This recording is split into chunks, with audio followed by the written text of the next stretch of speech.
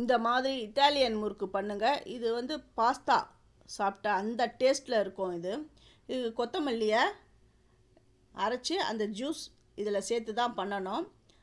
நீங்கள் வந்து கொத்தமல்லி பொடி இருந்தால் கூட பரவாயில்ல, அது 1 ஸ்பூன் சேர்த்துக்கோங்க.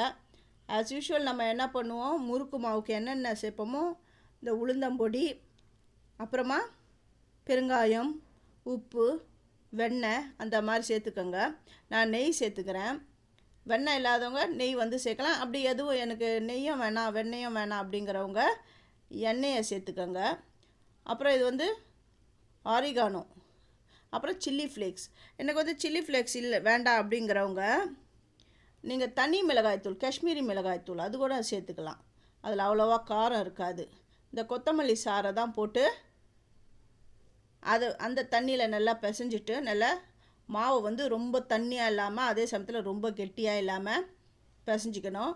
இந்த முறுக்கு அச்சு இது தான் எடுத்துருக்கிறேன். நீங்கள் நார்மல் முறுக்கு இது இருந்தால் கூட பரவாயில்ல, அது எடுத்துக்கோங்க. இந்த பிளாஸ்டிக் தான் வேணும் அப்படின்ற அவசியம் கிடையாது. இந்த மாதிரி சின்ன சின்னதாக நான் பிழிஞ்சு அதை சேர்க்குறேன். உங்களுக்கு எந்த ஷேப்பில் வேணுமோ அந்த ஷேப்பில் கூட நீங்கள் பிழிஞ்சு சேர்த்துக்கலாம். எண்ணெய் காஞ்சிடுதான்னு பார்த்துட்டேன். எண்ணெய் காஞ்சிடுது. இப்போது பிழிஞ்சு வச்சுருக்கிற முறுக்கு எல்லாத்தையும் இதில் நான் சேர்த்து நான் பொரிக்க போகிறேன். இது வந்து நல்லா அந்த பபுள்ஸ் அடங்குற வரையும் இது அப்படியே வேகணும். பபுள்ஸ் அடங்கின உடனே எடுத்துடலாம். ரொம்ப கிறிஸ்பியாகவும் சூப்பராக இருக்கும். புதுமையான ஒரு டேஸ்ட்டில் இருக்கும். இந்த முறுக்கை நீங்கள் செஞ்சு பார்த்தீங்கன்னா அடிக்கடி செய்வீங்க.